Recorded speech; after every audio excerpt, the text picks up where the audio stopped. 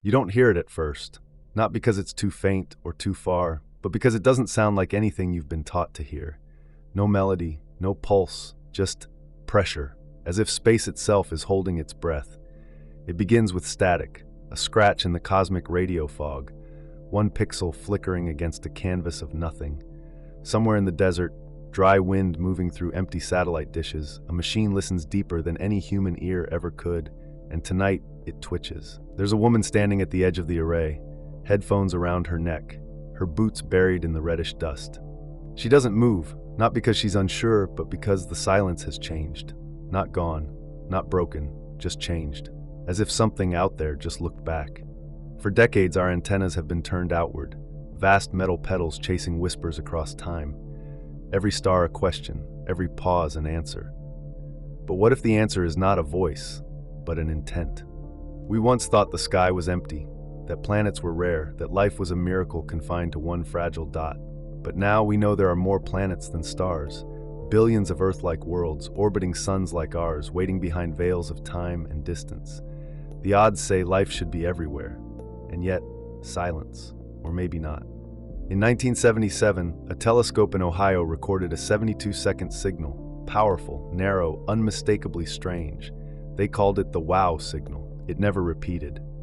But it never stopped echoing either, not in the data, but in the question it left behind. What or who was that?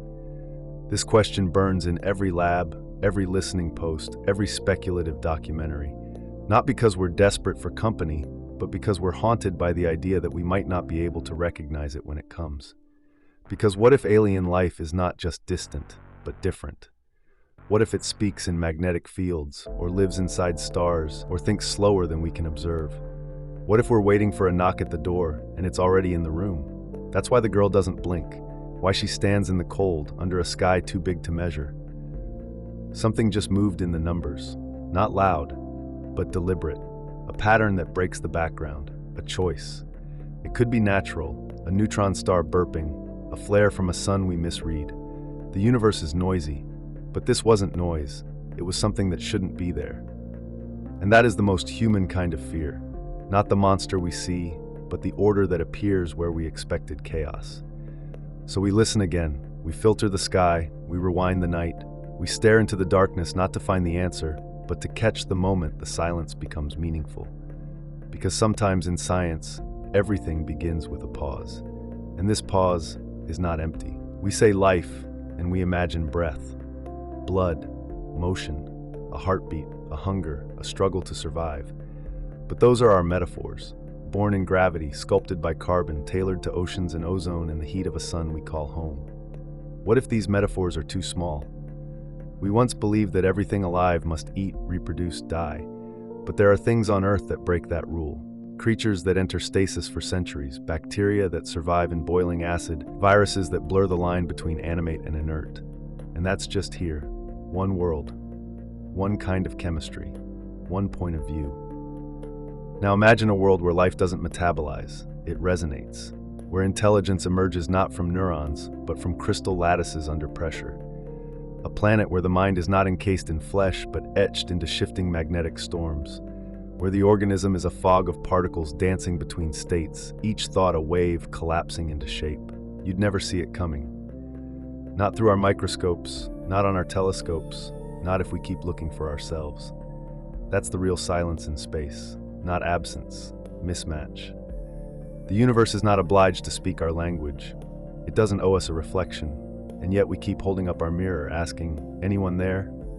Maybe the reply isn't missing, maybe it's misinterpreted, maybe it's already passing through us. Radio bursts we think are random, gravitational fluctuations we blame on collapsed stars. Maybe life out there doesn't scream, it hums. There's a hilltop in the Andes where researchers once recorded rhythmic pulses in the sky. Not electrical, not solar, structured, but faint. The report was archived, labeled unlikely. But one of the analysts, a young woman with frost in her hair and no fear of looking foolish, stayed behind after the team left. She spent nights under the open sky listening, and one night, she stood up, turned to the void and whispered, "I don't need you to answer, just let me feel you watching." The stars didn't blink, the sky didn't crack, but something inside her shifted. A suspicion, not proven, not even explainable, that the distinction between living and not living might be a local superstition, a bias of evolution, of atmosphere, of biology. So let's do something heretical. Let's stop asking if life exists elsewhere, and start asking, what if the very laws of physics are already habitable?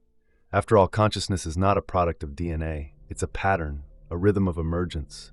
And patterns, the universe has in abundance. So maybe there is no alien species waiting out there. No voice, no face. Maybe there's just being, complex, self-organizing, boundaryless. Something that doesn't look like a visitor because it never left. A gas giant with storm bands that think. A ring system that learns. A field of quantum foam that remembers. And maybe, just maybe, we are the simplest kind of life. The prototype, the starter culture. A spark that lit up only one flavor of awareness. A breath in one kind of atmosphere. A narrow kind of hope. The next kind might already be watching. Not through eyes, but through entropy gradients, magnetic feedback, motion, curiosity. Because life might not be rare, life might be the default, and we are the anomaly. What if we're not alone, but late? There's a theory, whispered among physicists and astrobiologists, that we call the Great Filter. It suggests that the silence we hear in the stars is not because life is rare, but because something always stops it. A wall in the evolution of intelligence, a cosmic bottleneck, one that others may have reached and failed to pass. Imagine that. The universe teeming with life for billions of years, civilizations rising, building, reaching for the stars, and then disappearing. Not from war, not from plague, but from the quiet entropy of self-collapse, from the weight of power they couldn't hold, from the blind spots in their own brilliance. Now imagine we're walking through their ruins, not rubble, not bones, but empty signals, looping through space like lost songs. Worlds still spinning, oceans still lapping at silent shores, but no eyes left to see. We wouldn't know. We might pass right through their remains and never notice, because extinction leaves few fingerprints in the dark. All it takes is one lost transmission, one silenced machine, one drift in orbit, and an entire species is forgotten. There's a planet in the Kepler archive, Kepler 186f, Earth-sized, temperate, probably with an atmosphere. It's 500 light-years away, which means any light we see now left that world before the first humans carved tools from stone. If something was alive there, it might be long gone, or it might have only just begun. Or worse, it might have reached its apex and burned out before we knew it existed. This is the zoo of forgotten worlds, not a museum of fossils, but a library of potentials that were never read. And the most terrifying thought isn't that they're gone, it's that some of them may have seen us coming and turned away. There's another theory, called the dark forest. It says the universe is quiet because it's dangerous to speak, because every civilization is a hunter, and the safest strategy is to stay hidden, to not broadcast, to not explore, to become invisible. Because out there, the one who shouts might be the one who vanishes. What if we've already broken that silence? We've been leaking our radio waves into space for over a century. Hitler's 1936 Olympics, the Beatles in 1964, a Super Bowl in 1991. All of it still traveling outward at the speed of light through interstellar space, like lanterns floating down a river, not knowing who or what might see. And maybe, just maybe, someone did. There's a woman standing on a snowy rooftop, staring at the stars. She's older now. Her breath makes small clouds in the air. Behind her, inside a warm building, scientists sift through decades of sky noise, looking for anomalies, spikes, shifts, patterns that shouldn't exist. She doesn't say anything, but she's listening, and she knows something's out there, not watching, not warning, just gone. She doesn't fear invasion, she fears inheritance, that we'll inherit not knowledge but the absence of it, that one day we'll reach the stars and find only echoes. Cities turned to sand, satellites still orbiting but blind, artifacts of civilizations who once wondered just like us, are we alone? And then vanished before the answer came. Maybe that's the filter. Not a meteor, not war, but forgetting, losing the reason to ask, falling silent before the silence answers back. So we keep asking, not just to find them, but to remember ourselves, because in a universe so vast, the first thing to die isn't the body, it's the question. Not all messages arrive in words. Some come as waves carved by silence, others as shadows cast by motion. Some are so slow we mistake them for stillness, some so vast we never see their edge. What if the signal we've been waiting for isn't meant to be understood? Not by us, not yet. Imagine a message sent not as language, but as structure, a fluctuation in a magnetic field, repeating across millennia. A spiral of temperature shifts across the rings of a gas giant, a shape that only appears when viewed from the right angle, at the right speed, in the right light. Like a sculpture that only exists when seen through time. Would we recognize it as intelligence or dismiss it as noise? The mind wants patterns, but patterns can mislead. We once saw gods in comets and order in static. We thought we heard voices in the hum of stars, but sometimes the sky is just the sky, and sometimes it's not.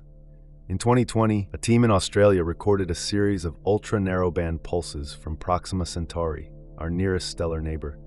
It wasn't noise, it wasn't known interference, it was real, measured, repeating. For a moment, the world held its breath. Then, nothing.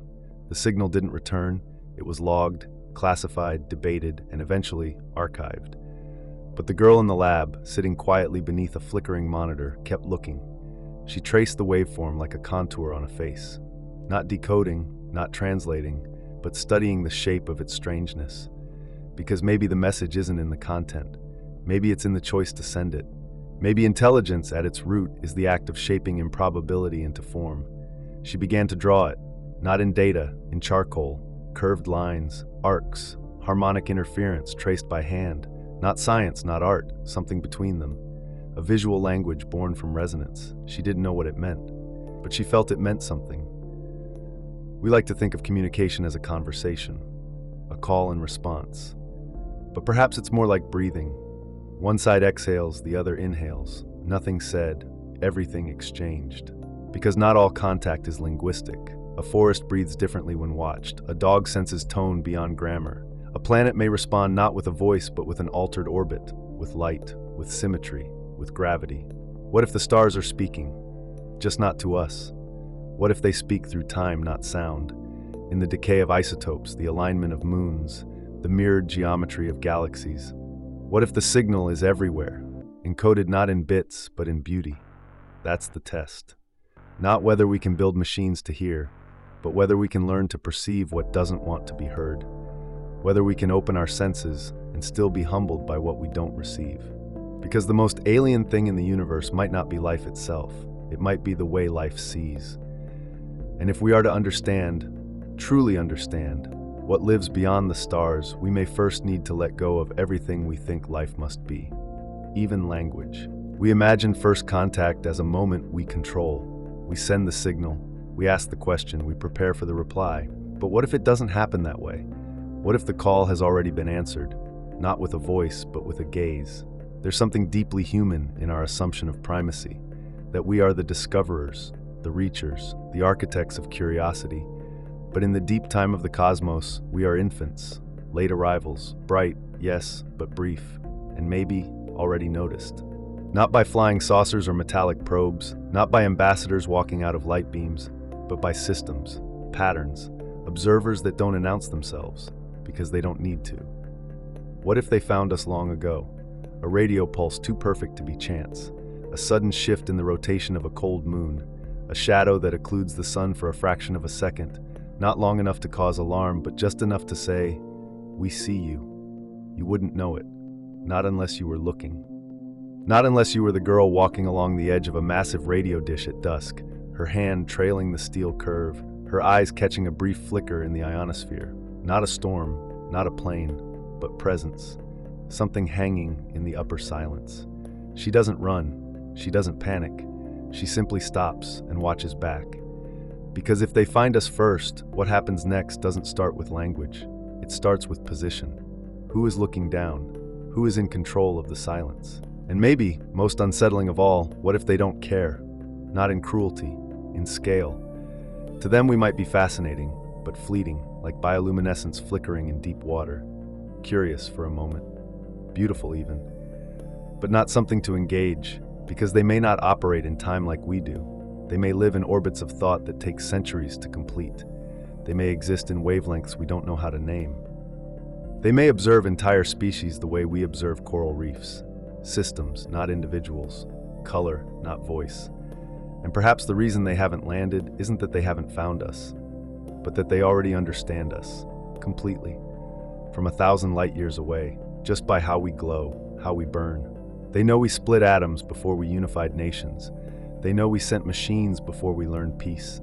They see our timelines, our energy signatures, our fragile symmetries. And still, maybe they're waiting for us to ask better questions. Not, are we alone, but what do we become when we're seen? Because in that seeing, something changes. We are no longer a solitary mind drifting through darkness. We are reflected, interpreted, held, and in that reflection, we might finally begin to understand ourselves. Maybe the question was wrong. Maybe it was never, who lives beyond the stars? Maybe it was, why do we keep asking? There's something holy in the way we search, in the telescopes we build, the signals we beam, the dreams we fold into mathematics. Even when the silence answers back, we persist, we listen, we imagine. But perhaps the cosmos isn't a mirror. Perhaps it's a horizon, not reflecting us, but drawing us forward. We've spent centuries preparing for a reply. But what if the act of preparing is the point? What if the signal we wait for is not meant to reach us, but to shape us? Somewhere, a girl walks alone across a lunar plain. She's older now, or maybe not born yet. Her visor reflects the earth, small and pale behind her. She places a receiver into the dust, not to call for help, not to summon gods, but simply to listen. Because she knows, this is what we do. We listen, we wonder. She doesn't hear voices, she hears gravity, radiation, time, and in all of it, the rhythm of unfolding. A universe that doesn't speak in sentences, but in stars. And maybe that's the answer. That we are not alone, not because others exist, but because we exist together, in the same unfolding, the same laws, the same cosmic breath. We are made of the same particles that burned in the first stars, the same iron that pulses in dying suns runs through our blood. We are already connected, not by message, but by matter. So perhaps we've misunderstood life. Perhaps it's not an entity, it's a tendency, a bias toward complexity, toward memory, toward meaning. And maybe consciousness is not a rare flame. Maybe it's a phase change, waiting in every corner of physics, every cloud of dust, every spiral of a galaxy. Maybe the universe doesn't produce life. Maybe it wants it. And we are just one version, one arrangement of carbon that became curious, one flicker that turned inward and asked, is anyone else awake? But we are not the end of that question. We are not the climax. We are not the answer. We are the beginning of a conversation far older than language, far deeper than sound. A question still unfolding through time, dust, magnetism, entropy, and silence. So if one day we find a signal, not from another species, but from another kind of mind, it won't end the question. It will only deepen it. And if we never find anything at all, then maybe we're still part of something vast, something that doesn't need confirmation to be true. Because in the act of asking, we became. So ask, look up, and when the sky doesn't answer, ask better. What if they're already waiting for us to catch up?